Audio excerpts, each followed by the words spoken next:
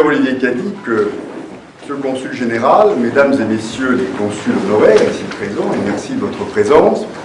Mesdames et Messieurs, c'est un grand plaisir pour mon épouse et moi-même de vous accueillir ce soir à la résidence de France pour la remise d'insigne de Chevalier de l'Ordre du Mérite à Olivier Cadic, conseiller élu à l'Assemblée des Français de l'étranger, président de l'Union des Français de l'étranger pour la Grande-Bretagne.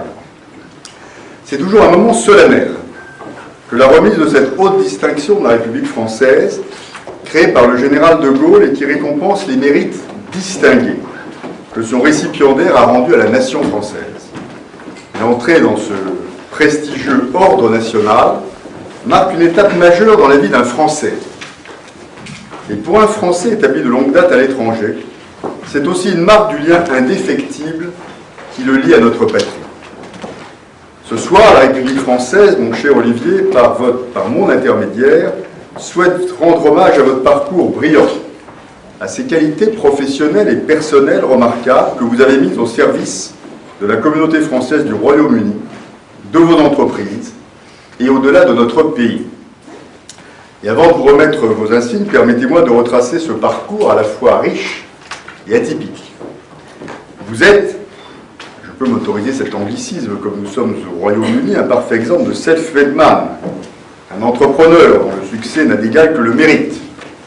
Né en 1962 d'un père breton de la région de l'Orient, sans doute une caractéristique liée à votre ténacité, d'une mère pied noir, tout vous destiné à partir à l'aventure outre-mer.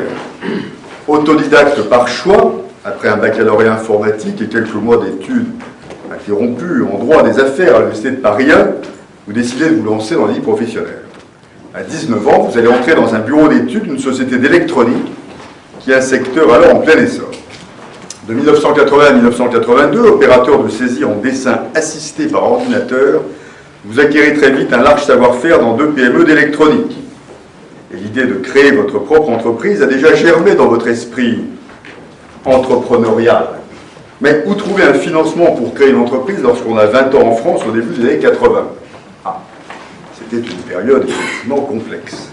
Vous n'avez pas la chance, vous, de bénéficier d'un business angel, autre anglicisme autorisé exceptionnellement ce soir, comme vous le serez vous-même plus tard.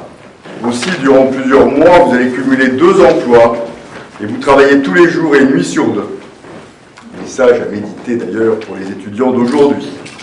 Les événements s'enchaînent très vite et le résultat est un succès tout à fait spectaculaire.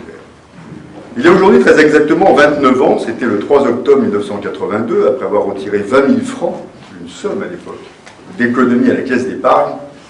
Ça n'était pas la banque transatlantique, mais c'est quand même très bien.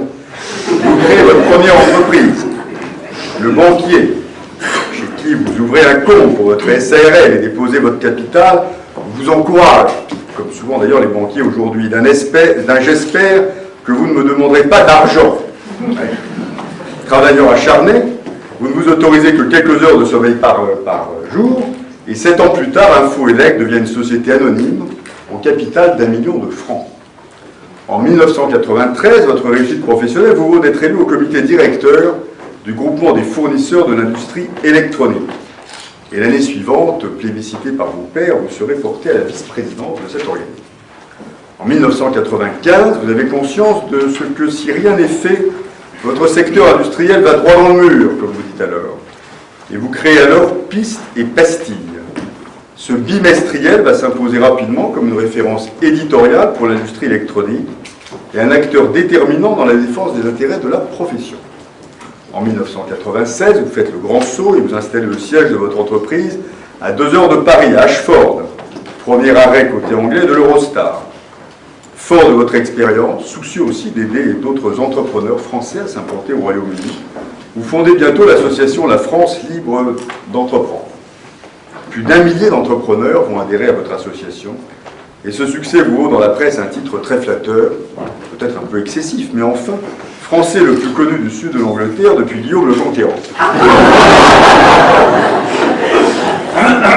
Seigneur, tout honneur.